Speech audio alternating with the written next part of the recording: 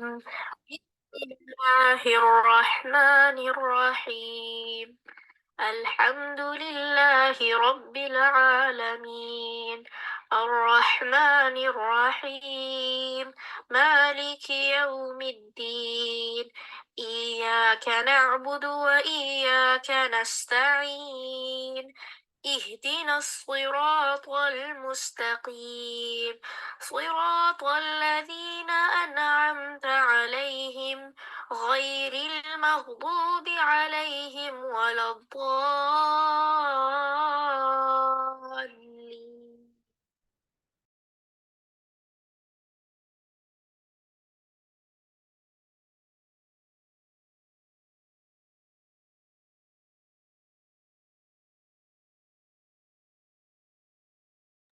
अऊज़ु बिल्लाहि मिनश्शैतानिर्रजीम बिस्मिल्लाहिर्रहमानिर्रहीम। अस्सलाम वालेकुम वरहमतुल्लाहि वबरकातुहू। उम्मीद है आप सारी बहनें खैरियत से होंगे। अल्लाह सुब्हानहू व तआला आफ़ियत में, खैर में, ईमान की बेहतरीन हालत में रखे और उन अमाल की तौफ़ीक़ अता कर दे जो अल्लाह ताला को पसंद हो, जिससे अल्लाह सुब्हानहू व तआला राज़ी हों। इंशाअल्लाह दुआ करते हैं। नहमदुहु व नुसल्ली अला रसूलिहिल करीम, अम्मा बाद, फ़अऊज़ु बिल्लाहि मिनश्शैतानिर्रजीम, बिस्मिल्लाहिर्रहमानिर्रहीम। रब्बि शरह ली सदरी व यस्सिर ली अमरी वहलुल उक़दतम मिन लिसानी यफ़क़हू क़ौली रब्बना ज़िदना इल्मा अल्लाहुम्मा फ़क़्हिना फ़िद्दीन अल्लाहुम्मा इन्ना नस्अलुका इल्मन नाफ़िअ व अमलन मुतक़ब्बला व रिज़्क़न तय्यिबा अल्लाहुम्मा अन्फ़अना बिमा अल्लमतना व अल्लिमना मा यनफ़अुना व ज़िदना इल्मा अल्लाहुम्मा वफ़्फ़िक़ना लिमा तुहिब्बु व तर्दा अल्लाहुम्मा सल्लि व सल्लिम अला नबिय्यिना मुहम्मद व बारिक वसल्लम। अल्हम्दुलिल्लाह। अब देखिए कि कितनी खूबसूरत आयत जिसको हम पढ़ रहे हैं कि सूरतुल क़ियामा की, और कल हम एक बात देख रहे थे कि हमने अपनी आखिरत के लिए क्या कुछ भेजा है, बिमा क़द्दमा व अख़र, है ना? और हमने इस पे देखा भी था कि ज़िंदगी में मरने से पहले मैंने और आपने क्या-क्या नेकियां या क्या-क्या बदी की, कल वो सब आखिरत में मेरे और आपके सामने रख दी जाएगी ना। अब देखिए इंसान दुनिया से चला जाता है, लेकिन मरने के बाद जो चीज़ उसको फ़ायदा देती है, उसमें से क्या चीज़ है? नेक अमाल। आज जो भी आप अल्लाह का ज़िक्र करते हैं, तस्बीहात करते हैं, क्लासेस करते हैं, ये क्या है? ये बेहतरीन सरमाया है आपका। अब देखिए बहुत से लोग नेकियां तो करते हैं, लेकिन गुनाह से बच नहीं पाते, और हम सबके अंदर एक गुनाह की टेम्पटेशन होती है। दिल चाहता है ना, यानी मजबूर है इंसान। क्या होता है कि इंसान खुलिकल इंसानु दईफा, इंसान कमजोर है। उस वो कदम कदम पर जिसे कहा जाए गलतियां करता है ना। तो मैं और आप चाहते हैं कि अगर मेरी और आपकी जो जिसे कहा जाए गुनाह हमसे दूर हो जाए, तो मैं आपके सामने एक छोटा सा वाक़या रखती हूँ। आप सब जानते हैं ना कि इब्राहिम बिन अदम रहीमहुल्लाह, जो कि हमारे असलाफ में से है ना, तो क्या हुआ कि उनके पास एक शख्स आया और कहने लगा कि मैं बहुत ही गुनाहगार हूँ। आप मुझे कुछ नसीहत कीजिए। इब्राहिम बिन अदहम रहीमहुल्लाह ने कहा, अगर तुम 5 चीज़ों को इख्तियार कर लो, तो तुम नाफरमानों की सब से निकल जाओगे। वो शख्स पहले ही नसीहत का बड़ा शौकीन था, क्योंकि वो आया ही उन्हीं के पास इसीलिए था। फौरन बोला, आप जो कहना चाहते हैं आप मुझे बताइए। तो फिर इब्राहिम बिन अदहम रहीमहुल्लाह ने फरमाया, जब तू अल्लाह की नाफरमानी का इरादा करे तो इसका रिस्क मत खा। आदमी ने बड़े ताज्जुब से सवाल किया, आप ये बात कैसे कह सकते हैं? रिस्क रिस्क तो अल्लाह ताला की तरफ से मिलता है। फरमाया, जब तुझे इस बात का इल्म है तो क्या तुझे ये ज़ेब देता है कि तू उसका दिया हुआ रिस्क भी खाए और उसकी नाफरमानी भी करे? अल्लाहु अकबर। क्या सोच बिदार करते थे हमारे अस्लाफ। वो बोला, आइंदा नहीं करूँगा। दूसरी चीज़ बताइए, जब तू अल्लाह की नाफरमानी करना चाहता है, तो उसकी ज़मीन पर मत रहो। उस आदमी ने अब की बार पहले से ज़्यादा ताज्जुब किया और बोला, इब्राहिम, आप ये बात कैसे कह सकते हैं जबकि ज़मीन तो सारी की सारी अल्लाह सुब्हानहू व तआला की है। फरमाया, जब तू जानता है तो फिर तू इस ज़मीन पे कैसे रहता है और उसकी नाफरमानी कैसे करता है? वो बोला, अब मैं नहीं करूँगा। तीसरी बात बताइए। उन्होंने कहा कि जब तू अल्लाह की नाफरमानी का इरादा करे, मैं और आप भी देखें, तो फिर ऐसी जगह चला जा जहाँ तुझे रब ना देख सके। उसने कहा, इब्राहिम, ये क्या बात हुई? रब तो पोशीदा यानी जो छुपी हुई चीजें, तमाम सराय जो जो नजर नहीं आते, अंधेरी शब में जो काले पत्थर पर ब्लैक कलर की जो चींटी के रेंगने की आवाज तक वो सुन सकता है। फरमाया, जब तुझे मालूम है तो फिर उसकी नाफरमानी इंतहाई गलत रवैया है। अब वो बोला, मैं आइंदा नहीं करूँगा। चौथी बात बताइए। जब तेरे पास कहने लगे कि जब तेरे पास मलकुल मौत रूह कब्ज़ करने के लिए आए, तो उससे कहना, अभी मुझे मोहलत दो और इतना वक़्त मेरी मौत तक मौख़र कर दो। वो बोला, ये कैसे हो सकता है? अल्लाह ताला का तो फ़रमान है, فإذا جاء أجلهم لا يستأخرون ساعة ولا يستقدمون। जिस वक्त उनकी मियाद मुअय्यन आ जाएगी, मुराद मौत का वक्त आएगा, उस वक्त एक घड़ी ना पीछे हट सकेंगे और ना आगे बढ़ सकेंगे। फरमाया, जब तुझे इस बात का इल्म है तो फिर निजात की उम्मीद तो कैसे रख सकता है? उसने कहा, बात दुरुस्त है, मैं आइंदा नहीं करूँगा। फिर 5वीं बात बताइए। कहने लगे, जब तेरे पास जहन्नुम के फरिश्ते आएँ तो इनकार कर देना और उनके साथ ना जाना। जो ही उस आदमी ने 5वीं बात सुनी तो रोने लगा और बोला, ए इब्राहिम, बस काफ़ी है, बस काफ़ी है। मैं अल्लाह ताला से बख्शिश माँगता हूँ और तौबा करता हूँ।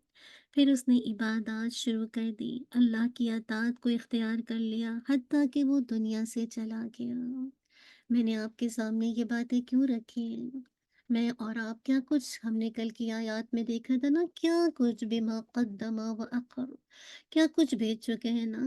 पूरी जो हमारा हिसाब है ना, तारीख डेट वाइज हमारे सामने लाके रख दिया जाएगा। जो कुछ भी मैंने और आपने इस दुनिया में किया, जो करना चाहते थे नहीं कर सके, जो नहीं करना चाहे था वो कर लिया, सब कुछ अल्लाह ताला दिखा देंगे।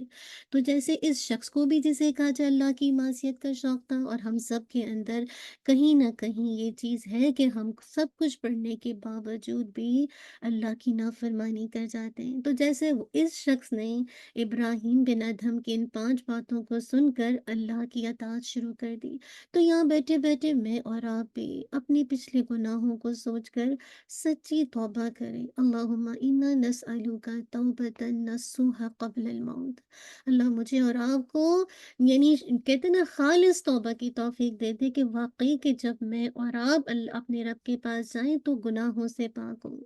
और फिर मुकम्मल अब अभी से अताअत शुरू कर दीजिए। इसीलिए मैंने ये वाक़या बताया आपके सामने। अल्लाह ताला हम सब के लिए आसान करे और बेहतरीन अमल में और आप अल्हम्दुलिल्लाह जो अभी बैठ के कर रहे हैं, ये अमल हमारा कल आखिरत में हमारे हक़ में हुज्जत बना दे। इसीलिए अल्लाह ताला कह रहे हैं, देखें, बलिल इंसानु अला नफ्सिही बसीरा, बल्कि इंसान अपने आप को खूब देखने वाला है। इंसान उस दिन अपने अमाल पर खुद गवाह होगा। वो अपने अमाल को खूब पहचानता होगा। इब्न ज़ैद रहिमहुल्लाह ने फरमाया, इंसान अपने नफ्स पर गवाह होगा। फिर उन्होंने ये आयत पढ़ी, इक़रा किताबक कफ़ा बिनफ्सिका अल-यौमा अलैका हसीबा। पढ़ पढ़ अपना नाम अमाल। आज के दिन तुम अपने ऊपर खुद हिसाब लेने वाले काफ़ी हो। सूरह बनी इस्राइल की आयत नंबर 14 है। क्या कैसा फ़ील होगा ना, जब अपने नाम-अमाल में क्या कुछ देखेंगे, क्या कुछ नफ़रतें, क्या कुछ हसद, क्या कुछ बुग़्ज़, अदावत, नफ़रत, गुनाहों के जिसे कहा जाए लंबी लिस्ट, अल्लाहुम्मा ला तजल्ला मिन्हुम। कैसा लगेगा ना जब हमसे कहा जाएगा पढ़ो अपना नाम-अमल, आज के दिन तुम अपना ऊपर खुद हिसाब लेने के लिए काफ़ी हो। तो यहाँ पे जो वर्ड आया ना कि अल्लाह यहाँ पे जो इंसान अपने नफ़ पर खूब देखने वाला, ये खूब का लफ्ज़ कहाँ से आया है? ये इसलिए यहाँ पे ये लफ्ज़ इसलिए आया है कि इंसान अपने नफ्स को खूब देखने वाला है कि इसके गवाह कौन होंगे? उसके अपने हाथ, उसके अपने पाँव, उसकी अपनी ज़बान, उसके अपने अज़ा, जिनको वो सेंक-सेंक के रखता है, जिनकी वजह से वो अपने रब की नाफ़रमानी करता है, ये खुद गवाह होंगे, उसके अपने अज़ा बोलेंगे। ज़बान तो सील कर दी जाएगी ना, लेकिन आप देखिए हाथ, पाँव सब, आँखें सब बात करेंगी, सारे अज़ा बोलेंगे, किस तरह से इंसान ने क्या कुछ अल्लाह की नाफ़रमानी की। तो हर इंसान को खूब मालूम है कि वो कितने पानी में, वो कहाँ खड़ा है, ख्वाह वो कितनी बहाने तराशे, क्या ख्वाह वो कितनी माज़रतें पेश करे, वो अपनी बाज़ औक़ात चर्ब ज़बानी से एतराज़ करने वालों की ज़बानें तो बंद कर देता है, लेकिन अल्लाह की तरफ नहीं आता। इसीलिए अल्लाह ताला आगे आयत में बता रहे, वलो अलक़ा मआज़ीरा, अगर जो वो माज़रतें पेश करे, अगर चाहे वो कई एक्सक्यूज़ पेश करे, माज़रत क्या होती है? माज़रत का वर्ड जो है मआज़ीरा उज़ुर से है, यानी ऐसी बात जिससे कसूर पर गिरफ्त हो, यानी कोई अगर गुनाह करे तो उस पर उसकी गिरफ्त की मैं क्या कह रही हूँ? जी। उस पर उसकी गिरफ्त की जाए। तो अब आप देखिए कि क्या होगा, इंसान को उसकी माज़रत कल फ़ायदा नहीं देगी, क्योंकि खुद इंसान के अपने ऑर्गन्स, अपने अज़ा उसके खिलाफ गवाही देंगे। आपको वो आयत याद है ना सूरह अर्रूम की? फ़यौमइज़िन ला यनफ़उल्लज़ीना ज़लमू मअज़िरतुहुम वला हुम युस्तअतबून। तो उस दिन जिन लोगों ने ज़ुल्म किया, उनकी माज़रत फ़ायदा ना देगी और ना ही उनसे माफ़ी माँगने के लिए कहा जाएगा। सुभान अल्लाह! आप देखिए कि आज तो आप अल्लाह ताला से एक्सक्यूज़ कर सकते हैं, मुराद है कहने का मकसद है अल्लाह से तौबा कर सकते हैं, ठीक है? टाइम है, तौबा कर सकते हैं और इंसान शऊरी तौर पर अल्लाह की अताअत की ज़िंदगी गुज़ार सकता है। लेकिन कल ज़ालिमों के साथ अगर वो कहेंगे भी तो ऐसा कुछ उनको मौका नहीं दिया जाएगा। उस दिन इंसान अपने नफ्स की तरफ कितना ही झगड़ा करे, कितनी ही दलीलें दे, सब के सब रद्द कर दी जाएँगी। कोई दलील, कोई इंसान अपने नफ्स को कहेगा ना मैं तो तेरी खातिर, जिससे कहा जाए तुझको खुश करने के लिए करती थी, तो आज तो मेरे खिलाफ गवाही दे रहा है, सारी दलीलें कल रद्द हो जाएँगी। अल्लाह रब्बुल इज़्ज़त ने फरमाया है, यौम ला यनफ़उ ज़ालिमीना माज़िरतुहुम व लहुमुल लअनतु व लहुम सूउद्दार। जिस दिन ज़ालिमों को उनकी माज़रत फ़ायदा ना देगी और उनके लिए लानत है और उनके लिए बदतरीन घर होगा। ये कौन सी आयत है? सूरह गाफिर की आयत नंबर 52। अल्लाहू अकबर! कितनी हम आज दुनिया में एक्सक्यूज़ पेश करते हैं ना, तो लेकिन कल कोई एक्सक्यूज़ अल्लाह के आगे काम नहीं आएगा। कल ना आदमी का नाम-ए-माल उसके सामने रखने की असल जो ग़र्ज़ व ग़ायत है, उसकी हकीकत ये नहीं है कि मुजरिम को उसके बारे में बताया जाए, बल्कि क्यों उसके जुर्म को सामने ला के बताया जाएगा? इंसाफ़ के तक़ाज़े के तौर पर। हुँ? इंसाफ़ के तक़ाज़े पूरे करने के लिए ऐसा किया जाएगा। याद रखिए, इंसाफ का तकाज़ा पूरा नहीं हो सकता जब तक बरसरे अदालत जुर्म का सबूत पेश ना किया जाए कि ये मुजरिम क्यों है। इसके अपने आज़ा बताएँगे कि ये क्यों ज़ुल्म करता था। तो जब तक सबके सामने अदालत में क्या होता है, अगर कोई मुजरिम होता है तो बरसरे अदालत उसके जुर्म का इकरार करवाया जाता है, लोगों को पता चलता है। तो इसी तरह कल क़यामत के दिन अगर ऐसा ना होगा कि मुजरिम को उसके इस जुर्म के बारे में बताया जाए, तो फिर तो इंसाफ के तकाज़े ही पूरे नहीं होते। ये दुनिया तो इंसाफ की जगह नहीं है। असल इंसाफ तो यौमुल क़ियामा के दिन है। वरना तो हर इंसान खुद अपने आप को बहुत बेहतरीन तरीके से जानता है कि वो क्या है। उसको अपने आप को जानने के लिए किसी दूसरे की मोहताजी की ज़रूरत नहीं कि दूसरा उसको बताएगा कि वो क्या है। अगर एक इंसान झूठा है, दुनिया को धोखा दे सकता है, लेकिन उसे खुद मालूम है कि वो झूठ बोल रहा है। आप दुनिया में आप देखिए ना कितने दीन से जिसे कहा जाए फरार के लिए अब नहीं जानते, कोई भी बात को गोल-मोल करके पेश कर दें।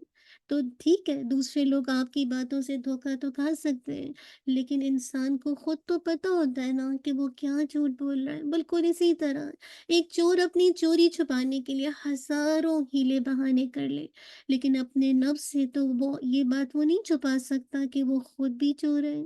आज देखिए बाज़ दफ़ा जब हमें कुरान की क्लास के लिए बुलाया जाता है, तो हम कितनी एक्सक्यूज़ पेश करते हैं।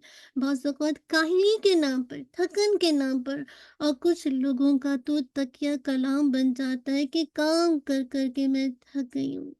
उन बाज़ लोगों ने थकन को ज़हन में सवार कर लिया है और अपने आप को मुसलसल ये याद दिलाते रहते हैं कि अब मैं बहुत थक गई हूँ। अब मुझसे ये काम नहीं हो सकता। तो याद रखिए, जो जितना सुस्त होता है, जो जितना काहिल होता है, वो अपने कामों की उतनी ही लंबी फ़हरिस्त गिनवाता है कि मैं तो सुबह उठकर ये भी करती हूँ, ये भी करती हूँ, ये भी करती हूँ। इतना कुछ करने के बाद मेरे पास तो टाइम ही नहीं बचता कि मैं कैसे कुरान की क्लास लूँ। अगर सुस्ती आपको अल्लाह की तरफ आने नहीं देती, ये आपकी एक्सक्यूज़ बनती है, तो दुआ माँग लीजिए। अल्लाह के नबी सल्लल्लाहु अलैहि वसल्लम ने तो मुझे और आपको दुआ भी सिखाई है। अल्लाहुम्मा इन्नी अऊज़ु बिका मिनल हम्मी वल हज़न वल अज्ज़ि वल कसल वल जुब्नी वल बुख़ल व दलाइद दीन व ग़लबतिर रिजाल। और बाज़ का तो हाल ये होता है कि अपनी माज़ी की थकन को याद कर के हलकान होते रहते हैं। अब देखिए जैसे बच्चे जब छोटे होते हैं ना, तो फिर बस कहना शुरू कर देते हैं, हम तो रात भर मुझे जागना पड़ा। फिर ज़रा-सा बड़े होते हैं तो स्कूल की फ़िक्र में लग जाते हैं कि तालीम के सिलसिले में हम इतने बिज़ी रहे, और फिर उसके साथ-साथ पूरे घर को सँभालना, खाना पकाना, ये सब कुछ याद कर के अपनी थकन को अपने ऊपर हावी कर लेते हैं। इस तरह से बहुत से लोग माज़ी को बहाना बनाकर हाल में काम नहीं करना चाहते, कुरान की क्लास में आना नहीं चाहते। तो हम अपनी-अपनी सारी माज़रतों को सोचें, जो हम दीन की तरफ ना आने के लिए लोगों को देते हैं, तो कल ये सारी माज़रतें मुझे और आपको फ़ायदा नहीं देंगी। आज अगर कोई एक आयत मेरे दिल पर असर करती है और मुझे अब ये ख़याल आ जाता है, मैं सच्ची तौबा करती हूँ और वो कुछ जो मैं अपनी भेज चुकी हूँ बिमा क़द्दमा व अख़र, तो इंशाअल्लाह अल्लाह से उम्मीद है कि सच्ची तौबा मेरे गुनाहों को मिटा देगी। व युकफ़्फ़िर अन्ना सय्यिआतिना, अल्लाह हमारी बुराइयों को हमसे बिल्कुल दूर कर देगा। आप देखिए इसी तरह अगर एक ज़ालिम है, एक बददियानत है, एक बदकार है, एक हराम करने वाला अपनी बदअमालियों के लिए तरह-तरह की एक्सक्यूज़ पेश करके खुद अपनी ज़मीर तक का मुँह बंद करने की कोशिश कर सकता है, ठीक है? यानी क्या करे, आपको पता है ना इंसान के अंदर का ज़मीर है, उसको प्रोवोक करता है कि तुमने गलत किया, तुमको ऐसा नहीं करना चाहिए था। लेकिन जब एक बदकार, एक हरामकार अपनी बदआमालियों के लिए तरह-तरह की एक्सक्यूज़ पेश करके अपने ज़मीर का, यानी जो ज़मीर की आवाज़ है उसको बंद करने की कोशिश तो कर सकता है, ताकि वो उसे मलामत करने से बाज़ आ जाए। यानी ज़मीर उसको बार-बार मलामत ना करे और ये मान भी ले कि वाक़ई कुछ मजबूरियाँ, कुछ इंसान की मसलहतें, कुछ ज़रूरियात ऐसी हैं जिनकी वजह से ही वो ये सब कुछ कर रहा है। लेकिन इसके बावजूद उसको ये तो इल्म है ना कि उसने किसी पर ज़ुल्म किया है, किसी का हक मारा है, किसी की इस्मत ख़राब की है, किसी को धोखा दिया है, किसी का नाजायज़ तरीके से कुछ हासिल किया है। अल्लाहू अकबर! क्या ठीक है, अपनी ज़मीर की आवाज़ आवाज़ को आज गुनाह करते वक़्त मैं और आप अपनी ज़मीर की आवाज़ को दबा लें। लेकिन क्या आपके शऊर में ये बात मौजूद नहीं है कि मैंने ये गुनाह किया है, किसी का हक मारा है, किसी के साथ ज़्यादती की है, किसी की ग़ीबत की है, किसी की इज़्ज़त को लूटा है? तो अब बात तो वही है कि इंसान जितना भी माज़रतें पेश करे, इसीलिए आख़िरत की अदालत में पेश होते वक़्त हर काफ़िर, हर मुनाफ़िक, हर फ़ासिक़, हर फ़ाजिर और हर मुजरिम खुद जानता होगा कि वो क्या करके आया है और किस हैसियत में आज अपने रब के सामने खड़ा है। यहाँ पे रुककर मैं और आप अपनी-अपनी हैसियत को, जिसे कहा जाए हशर के मैदान में, महसूस करें कि हम सब खड़े में, इधर से काफ़िर भी है, फ़ासिक भी है, फ़ाजिर भी है और हम सब अल्लाह के मुजरिम हैं, और फिर हम उस हैसियत में सोचें कि आज मैं रब के सामने किस मुंह के साथ खड़ी होंगी, کیا لے کر گئی ہوں؟ کیا وہ چیزیں لے گئی ہوں جو کل میرے اور آپ کے لیے نجات کا ذریعہ بنیں گی؟ اللہ سبحانہ و تعالی ہم سب کے لیے آسانی کر دے۔ سوچئے، اس پر سوچنا بہت ضروری ہے کہ کس منہ کے ساتھ، کس حیثیت کے ساتھ میں اپنے رب کے سامنے کھڑی ہوں گی۔ اور وہی پہلا واقعہ جو ابراہیم بن ادھم کا تھا، اگر گناہ اور معصیت کے ساتھ کل کھڑے ہوں گے تو پھر کیا انجام ہوگا؟ اب آگے سے آیت نمبر 16 میں دیکھیے، اس آیت میں آپ دیکھیے یہاں سے لے کر 19 تک پوری آیت اس کو کہتے ہیں جملہ معترضہ۔ جو سلسلہ مراد کیا ہے کہ جو سلسلہ کلام کو بیچ میں سے توڑ کر اللہ کے نبی صلی اللہ علیہ وسلم کو مخاطب کر کے فرمایا گیا ہے، اس کو کہتے ہیں جملہ معترضہ۔ لا تحرک به لسانک لتعجل به، اب اپنی زبان کو اس کے ساتھ حرکت نہ دیں کہ میں اس میں جلدی کریں۔ آپ جانتے ہیں نا کہ نبوت کے ابتدائی دور میں جب کہ نبی صلی اللہ علیہ وسلم کو وحی کو اخذ کرنے کی عادت اور مشق پوری طرح نہیں ہوئی تھی، آپ صلی اللہ علیہ وسلم جب وحی نازل ہوتی تھی تو آپ صلی اللہ علیہ وسلم کو یہ اندیشہ لاحق ہو جاتا کہ جبریل علیہ السلام جو کلام آپ کو سنا رہے ہیں وہ آپ کو ٹھیک ٹھیک یاد رہ سکے، اسی لیے آپ کیا کرتے تھے، وہی سننے کے ساتھ ساتھ اسے یاد کرنے کی کوشش کرنے لگتے۔ ایسی ہی صورت اس وقت پیش آئی جب جبریل علیہ السلام سورۃ القیامہ کی یہ آیات آپ کو سنا رہے تھے، تو چنانچہ کیا ہوا، سلسلہ کلام توڑ کر آپ صلی اللہ علیہ وسلم کو ہدایت فرمائی گئی کہ آپ صلی اللہ علیہ وسلم وہی کے الفاظ یاد کرنے کی کوشش نہ کریں بلکہ کیا کریں، غور سے سنتے رہیں۔ تو یہاں سے وہی سیکھنے کے آداب بتائے جا رہے ہیں۔ وہی کیا ہے، یہ اللہ کا کلام، تو کلام کو سننے کے سیکھنے کے آداب بتائے جا رہے ہیں، تعلیم لینے کا ادب بتایا جا رہا ہے کہ بات کو غور سے سنا جائے تاکہ بات اچھی طرح سمجھ آئے، دل میں اترے، عمل کی راہیں ہموار ہو۔ آپ کو یاد ہے سورہ طٰہٰ کی آیت میں آتا ہے نا، فَتَعَالَى اللَّهُ الْمَلِكُ الْحَقُّ ولا تعجل بالقرآن من قبل أن يقضى إليك وحی وقل ربی زدنی علما۔ بس اللہ تعالیٰ بے حد بلند ہے، بادشاہ حقیقی ہے، اور آپ قرآن مجید پڑھنے میں جلدی نہ کریں اس سے پہلے کہ آپ کی طرف اس کی وحی پوری کی جائے، اور آپ دعا کریں کیا، اے میرے رب مجھے علم میں زیادہ کر۔ کل بھی کوئی مجھے کہہ رہا تھا کہ میں جیسے جیسے یہ جا رہی ہے چیزیں بھولتی جا رہی ہے، بہترین نسخہ ہے۔ اب آج سے آپ یہاں بیٹھے بیٹھے جہاں بہت ساری دعائیں کرتے اس کو لازم پکڑ لیجئے۔ آپ دیکھیں جب اللہ کے نبی صلی اللہ علیہ وسلم پر وہی 40 سال کے بعد آئی ہے، اور اس کے بعد یہ سورہ طٰہٰ بہت بعد کی آیات ہے، اور آپ سے کہا جا رہا ہے کہ آپ یہ دعا کریں، اے میرے رب میرے علم میں اضافہ کر، تو میں اور آپ چاہے 30 40 50 60 70 80 کیوں نہ اس دعا کو مانگے تاکہ ہمارا واقعی ایک علم کے ساتھ ہماری دنیا کے علم میں بھی ہم نہ بھولیں اور آخرت کا علم بھی ہمیں یاد رہے۔ عبداللہ بن عباس اسی طرح کی روایت بیان کرتے ہیں کہ نبی صلی اللہ علیہ وسلم نزول قرآن کے وقت بہت سختی محسوس کیا کرتے تھے۔ آپ سوچئے کہ اللہ کے نبی صلی اللہ علیہ وسلم نے کتنی تکلیف برداشت کی ہے، کس کے لیے، اس کلام کے لیے، اور اس کلام کو امت تک پہنچانے کے لیے، اور اس میں سے ایک یہ تھی کہ یاد کرنے میں آپ اپنے ہونٹوں کو ہلاتے تھے، تو اس پر اللہ تعالیٰ نے یہ آیت نازل کر دی، لا تحرک به لسانک لتعجل به ان علینا جمعہ وقرآنہ فاذا قرأناہ فاتبع قرآنہ۔ اپنی زبان کو حرکت نہ دو تاکہ تم اسے جلدی یاد کر لو، یقیناً ہم پر ہے اس کا جمع کرنا اور اس کا پڑھوا دینا، پھر جب ہم اس کو پڑھیں تو اس کے پڑھنے کی پوری پیروی کرو۔ چنانچہ کیا ہوا، ان آیات کے نزول کے بعد جب جبریل علیہ السلام آتے تو آپ صلی اللہ علیہ وسلم خاموش رہتے، اور جب چلے جاتے تو آپ اسی طرح پڑھ کر سنا دیتے جس طرح اللہ تعالیٰ نے آپ کو سنایا ہوتا۔ تو اس سے کیا بات پتہ چلتی ہے، اس سے جلدی کے کام کی مذمت ہے کہ ہم اکثر کام جلد بازی میں کرتے ہیں، اگرچہ وہ دینی امور میں ہی کیوں نہ ہو۔ جیسے کسی قرآن کے کورس میں داخلہ لیتے فوراً پوچھتے ہیں کب ختم ہوگا، یہ قاعدہ کب ختم ہوگا، یہ کلاس کب ختم ہوگی، یہ کورس کب ختم ہوگا، یہ جلد بازی ہے۔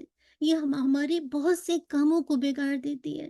تو جب اللہ کے کسی بھی مطلب کسی بھی دین کو سیکھنے کے لیے، اللہ کے کلام کو سیکھنے کے لیے کسی پلیٹ فارم کو جوائن کریں، اپنے اندر حلم لے کر آئیں، ٹھہراؤ لے کر آئیں۔ دین کا کام کرتے ہوئے جتنا زیادہ آپ کے اندر حلم ہوگا، اتنا زیادہ یہ علم آپ کے اندر آئے گا۔ یہ جو جلد بازی ہے نا، اس کی مذمت کی، جلدی نہ کریں۔ اللہ تعالیٰ آپ کو یاد کروا دیں گے۔ آپ کو نہیں یاد ہوتا، آپ کا کام ہے آپ صرف ربی زدنی علما پڑھیں۔ اسی لیے اگلی آیت میں بتایا ان علینا جمعہ و قرآن، یقیناً اس کا جمع کرنا، اس کا پڑھانا ہماری ذمہ ہے۔ اللہ تعالیٰ نے نبی صلی اللہ علیہ وسلم پر یہ واضح فرمایا کہ آپ کے دل میں قرآن مجید کے علم کے حصول کی جو حرص ہے، اس کی جو کہتے ہیں نا بھول جانے کا جو خوف ہے، تو آپ کے سینے میں وہی کو محفوظ کر دینا اور دوسروں تک پہنچانے کے لیے آسانی فراہم کرنا، یہ ہماری ذمہ داری ہے۔ آپ کی زبان اس قرآن مجید کی وضاحت کروائے، ہم ضمانت دیتے ہیں۔ ہم اکثر دعا پڑھتے ہیں نا، رب اشرح لی صدری ویسر لی امری واحلل عقدۃ من لسانی یفقہوا قولی۔ اللہ میری زبان کی گرہ کھول دے کہ لوگ میری بات کو سمجھیں۔ تو دیکھیے کیسے اللہ تعالیٰ اس کام کو اپنے لیے لے رہے ہیں، یعنی یہ نہیں کہ اللہ تعالیٰ مجبور ہے، اللہ تعالیٰ کہہ رہے ہیں یہ ہمارا کام ہے، یہ ہماری رسپانسبلٹی ہے کہ ہم آپ کی، جسے کہا جائے، ہم آپ کے لیے اس کام کو آسان کر دیں گے، وہی کو محفوظ کر دیں گے، آپ کے لیے آسانی فراہم کر دیں گے۔ سبحان اللہ! آپ دیکھیے بہت ساری یہ ذمہ داری اللہ نے اپنے لیے رکھی ہے۔ جیسے آپ دیکھیے کہ کتب علی نفسہ رحمہ، اللہ نے اپنی ذات پر رحمت لکھ دی ہے، یہ اللہ کی طرف سے۔ سیم اسی طرح اللہ تعالیٰ کا کام ہے کہ کس طرح سے دوسروں تک پہنچانے کے لیے آسانی فراہم کرنا۔ اسی طرح کہا جا رہا ہے فَإِذَا قَرَأْنَاهُ فَاتَّبِعْ قُرْآنَهُ، تو جب ہم اس کو پڑھ چکیں تو آپ اس کے پڑھنے کی پیروی کریں۔ کیا بات سمجھ آئی کہ جب ہم آپ کے سامنے یعنی جبریل علیہ السلام اس وحی کی تلاوت کریں جو آپ کی طرف نازل کی جاتی ہے، تو آپ اس کی قرأت کی پیروی کریں، یعنی خوب غور سے سنیں۔ پھر جب وہ تلاوت مکمل کر لیں تو ہماری بتائی ہوئی قرأت کے مطابق پڑھیں۔ یعنی ہمارے لیے کیا ہے، ہم بھی جب قرآن مجید کو پڑھیں تو جلدی نہ کریں، صفحے پلٹ پلٹ کے دیکھیں کہ کب ختم ہو رہا ہے، کتنا پڑھنا ہے۔ عموماً رمضان میں جب ہمارا ٹارگٹ ہوتا ہے نا کہ ایک پارہ پڑھیں گے تو پلٹتے رہتے ہیں، اچھا کتنا پیج باقی ہے نا۔ اب ایسا نہ کریں، خوب ٹھہر ٹھہر کے اس کے حکموں کو جانیں، اس کے مطابق اللہ سے نیتیں کریں، اس پر عمل پیراؤ، اپنی زندگیوں کو بدلیں۔ اس لیے کہا ثم ان علینا بیانا، کہ یقیناً ہم ہی پر ہے اس کا بیان کرنا۔ یعنی پھر یہاں پہ جو بات بتائی جا رہی ہے، پھر یقیناً ہم ہی پر ہے ان کا بیان کرنا، یعنی وہی کو سمجھنے میں، اس کو انڈرسٹینڈ کرنے میں جو مشکل ہوگی، اس کا معنی کا بیان ہماری ذمہ داری سے کیا بات پتہ چلتی ہے کہ قرآن، یعنی صرف ہم قرآن کو نہیں، حدیث کو بھی مانتے ہیں نا، کیونکہ اس کو بیان کر کے کس نے بتایا؟ اللہ کے نبی صلی اللہ علیہ وسلم نے۔ اللہ سبحانہ وتعالیٰ نے قرآن کے الفاظ اور معنی دونوں کی حفاظت کا وعدہ فرمایا، اور یہ حفاظت کا بلند ترین درجہ ہے۔ اللہ کے نبی صلی اللہ علیہ وسلم نے رب کے احکامات پر عمل کیا، اپنے قول، اپنے فعل، اور جسے کہا جائے اپنی سینگ سے۔ اس کے بعد جبریل علیہ السلام آپ کے سامنے قرآن مجید کی تلاوت کرتے تو آپ خاموش رہتے اور پوری توجہ سے وحی کو سنتے، اور جب وہ قرات سے فارغ ہو جاتے تو آپ جبریل علیہ السلام کے ساتھ کے بتانے کے مطابق تلاوت کرتے۔ تو اس آیت میں بھی ادب سکھایا جا رہا ہے کہ معلم، یعنی اگر کوئی ٹیچر ہے، آپ اس سے کوئی مسئلہ پوچھنا چاہ رہے ہیں، تو اس میں کیا ہے کہ جب معلم اپنی بات سے فارغ ہو جائے تو پھر اس کے بعد سوال کرے۔ بعض اوقات آپ کے سامنے لیکچر چل رہا ہوتا ہے اور آپ کے ذہن میں سوال اٹھ رہے ہوتے ہیں، اب آپ کا دل چاہتا ہے فوراً انٹرپٹ کر کے معلم سے سوال کر لیا جائے، نہیں، یہ طریقہ درست نہیں ہے کہ جب تک طالب علم انتظار کرے، جب تک کہ مسئلہ پوری، یعنی جو بات بیان کی جا رہی ہے وہ مکمل نہ ہو جائے۔ تو اس سے کیا بات پتہ چلتی ہے کہ الفاظ سے لے کر ہر چیز کی جو ضمانت ہے وہ اللہ سبحانہ و تعالیٰ نے دی ہے۔ اور آپ یاد رکھیے، بہت سے لوگ ڈکشنری کی مدد سے اس قرآن مجید کو سمجھنے لگتے ہیں، اور اس قرآن کو سمجھنے کے لیے جو ڈکشنری ہے وہ اللہ کے نبی صلی اللہ علیہ وسلم کی احادیث مبارکہ ہے۔ تو اس سے کیا پتہ چلا تعالیٰ نبی صلی اللہ علیہ وسلم کی زبان سے، ان کے عمل سے اللہ تعالیٰ کی جو احکامات کی جو وضاحت ہوتی ہے اس کو حدیث کہتے ہیں، اور حدیث بھی اللہ کی طرف سے وحی خفی ہے۔ تو حدیث کو ماننا اس طرح ضروری ہے جس طرح قرآن مجید کو ماننا۔ تو میں اور آپ کیا کریں گے کرنے کے کام میں؟ ذرا سا اپنے لیے دیکھیں، کیا میں کوئی بھی نیکی یا برائی کا کام اپنا محاسبہ کیجیے، برائی کا کام کرنے سے پہلے یہ بات سوچتی ہوں کہ کل میرے اعضاء اس بات پر گواہی دیں گے، وہ کون کون سی ایکسکیوز ہیں اور بہانے جس کی وجہ سے میں دین کے کاموں سے پیچھے رہ جاتی ہوں۔ پھر وہ کیا کہ قرآن کی محفل میں بات کو غور سے سنتی ہوں، کیا میں اپنے کاموں میں جلد بازی تو نہیں کرتی، کیا قرآن مجید کے احکامات سن کر ان کی پیروی کرتی ہوں اور اس کے مطابق میں نے ارادہ کیا ہے اپنی زندگی کو بدلنے کا۔ تو پھر آگے آ جائیے، حدیث کو دیکھتے ہیں کہ کیا بات بتائی جا رہی ہے۔ حدیث نمبر 3، جو حامل قرآن ہوتا ہے وہ اللہ کے ہاں کیسے عزت پاتا ہے، کیونکہ ہم سب نے ارادہ کیا ہے نا کہ میں اور آپ اپنی زندگی کو بدلنا چاہتے ہیں، حامل قرآن کی لسٹ میں آنا چاہتے ہیں۔ تو اس کے بارے میں حدیث آتی ہے، عن ابی موسیٰ الاشعری رضی اللہ عنہ قال قال رسول اللہ صلی اللہ علیہ وسلم إن من إجلال الله إكرام ذي الشيبة المسلم وحامل القرآن غير الغالي فيه والجافي عنه وإكرام ذي السلطان المقصد۔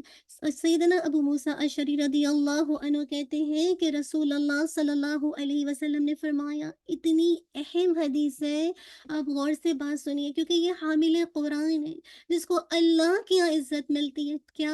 کیا کہتے ہیں کہ اللہ کے نبی صلی اللہ علیہ وسلم نے فرمایا، عمر رسیدہ یعنی جو بوڑھے مسلمان کی، اور حافظ قرآن کی جو اس میں غلو نہیں کرنے والا نہ ہو اور نہ اس سے دوری اختیار کرنے والا، اور عادل بادشاہ کی عزت و تکریم دراصل اللہ کی جلالت و تکریم ہی کا حصہ ہے۔ تو کیا بات پتہ چلی ہے؟ اللہ اکبر! دیکھیے، بہت اہم بات اس میں کہی ہے۔ آج ہم بوڑھوں کی عزت نہیں کرتے، آج ہم حافظ قرآن کی عزت نہیں کرتے، آج ہم عادل بادشاہ کی عزت نہیں کرتے، تو ان کی عزت ایسی ہے جیسے اللہ کی جلالت اور اس کی تکریم کا حصہ ہے۔ اس کے لغوی معنی دیکھیے، من اجلال اللہ یعنی اللہ کی جلالت، اس کی عظمت، الغالی غلوب سے کسی چیز میں شدت اور حد سے تجاوز کرنے والا، الجافی حسن سلوک، صلہ رحمی کو ترک کر دینا، یہ جفا کہلاتا ہے۔ تو اس حدیث کے فائدے کیا ہیں کہ قرآن مجید کی تعظیم یہ بھی ہے کہ اس کے ساتھ میانہ روی اختیار کی جائے۔ مراد ہے کہ جب آپ اس کی تلاوت کریں تو اس میں غلو نہ کریں، اور نہ ہی اس میں اتنی بے رخی اختیار کی جائے کہ آپ جب پڑھ رہے ہو تو آپ کو پتہ ہی نہیں کہاں سے اس کے مخارج ہے، کہاں اس کی صفات ہے۔ کچھ لوگ تو بہت لے کے ساتھ پڑھتے ہیں نا، گانوں کی ٹون میں۔ منع کیا جا رہا ہے غلوب سے، اتنا زیادہ جسے کہا جائے رنگ میں پڑھنا، یہ صحیح نہیں ہے، اور نہ ہی اتنی بے رخی کہ آپ اس کی تعظیم ہی نہ کر سکیں، اس کے حق ہی نہیں ادا کر سکیں۔ اسی طرح اللہ کے کلام کی تعظیم گویا اللہ کی تعظیم ہے۔ اگر آج آپ کلام کی، اس قرآن کی تعظیم کرتے ہیں، یہ اللہ کی تعظیم ہے۔ اسی وجہ سے حامل قرآن کو اتنی عزت و عظمت ملی ہے۔ آپ دیکھیے، اپنے گھروں میں ہمارے حافظ قرآن بچے ہوتے ہیں، کیا میں اور آپ ان کی عزت کرتے ہیں؟ اپنے گھروں میں بوڑھے ہوتے ہیں، کیا میں اور آپ ان کی عزت کرتے ہیں؟ آج تو نفسا نفسی کا عالم ہے، ہر بندہ اپنی جسے کہا جائے سیلف سینٹرڈ ہے۔ اسی لیے کرنے کے کام دیکھ لیجیے کہ قرآن مجید کی تعظیم کرتے ہوئے اسے بلند مقام پر رکھنا، مراد بلند مقام پہ رکھ کے بھول نہیں جانا، مراد ہے کہ آج جو اکثر بچوں کے اندر ادب نہیں آتا، یعنی ٹھیک ہے قرآن مجید کو آپ ہاتھ میں لے کے پڑھ سکتے ہیں، لیکن ایک ادب ہونا چاہیے، ایک احترام، زمین پہ ایسے پڑا ہوا نہ ہونا چاہیے کہ آپ اللہ کی بات کو، اللہ کی اسپیچ کو، اللہ کے کلام کو اس طرح سے جسے کہا جائے رکھیں۔ پھر یہ کہ قرآن مجید کو پڑھنے اور اس پر عمل کرنے میں اعتدال سے کام لینا چاہیے۔ کیا مراد ہے اعتدال؟ بیلنس رویہ، یہ نہیں کہ جیسے میں نے ابھی آپ کو بتایا نا کہ انسان سم ٹائم ایسا بھی ہوتا ہے کہ اس کے پڑھنے میں بے انتہا جسے کہا جائے اپنی منمانی کرتا ہے، تو اس کے اندر اعتدال یعنی مراد ہے کہ جب پڑھیں گے تو اعتدال کے ساتھ، جو ایک رویہ نبی صلی اللہ علیہ وسلم کی سنت سے ملتا ہے۔ اور عمل میں بھی آپ دیکھیں کہ جو صحابہ اللہ کے نبی کے پاس آئے تھے، انہوں نے کیا کہا تھا کہ ہم ساری رات روزہ رکھیں گے، یعنی ساری رات عبادت کریں گے، سارا دن روزہ رکھیں گے۔ تو تو کیا وہ اعتدال والا کام تھا؟ نہیں تھا نا، تو اعتدال کو نہیں چھوڑنا۔ پھر یہ کہ قرآن مجید کی تلاوت سے اراض نہیں کرنا، یہ دلوں کی سختی کی علامت ہے۔ اللہ سبحانہ و تعالیٰ مجھے اور آپ کو اس کتاب کے ساتھ، اس کلام کے ساتھ جوڑ دے، اور واقعی میرا اور آپ کا ایک تعلق مضبوط ہو جائے کہ واقعی میں اور آپ عباد الرحمن نظر آئیں۔ اللہ سبحانہ و تعالیٰ ہم سب کو عمل کی توفیق دے۔ آج آپ کا ہوم ورک یہ ہے کہ آپ کے گھر میں بزرگ ہیں، نہیں ہے تو آج آپ نے کال کرنی ہے اپنی امی کو، اور ان کے ساتھ عزت سے بات کرنی ہے، اپنی جو بھی آپ کے گھر میں بزرگ ہیں ان کو ایک کس کرنا ہے، پیار کرنا ہے، ان کو بتانا ہے کہ ہم نے حدیث پڑھی ہے۔ پھر اگر کوئی حافظ قرآن ہے اس کی عزت، اور پھر عادل حکمران، اور ایک ماں اپنے گھر میں بھی عادل ہو سکتی ہے، تو بات وہی ہے کہ یہ سارے لوگ ہیں جو عزت کے قابل ہیں، اور ان کی عزت اور عظمت ایسے ہی ہے جیسے اللہ کی تعظیم۔ تو اللہ سبحانہ و تعالیٰ عمل کی توفیق عطا کر دے۔ ربنا تقبل منا انک انت السمیع العلیم وتب علینا انک انت التواب الرحیم۔ سبحانک اللہم وبحمدک نشہد ان لا الہ الا انت نستغفرک ونتوب الیک۔ سبحان ربک رب العزت عما یصفون والسلام علی المرسلین والحمد للہ رب العالمین۔ جزاک اللہ خیر، بارک اللہ فیک۔ السلام علیکم ورحمۃ اللہ وبرکاتہ۔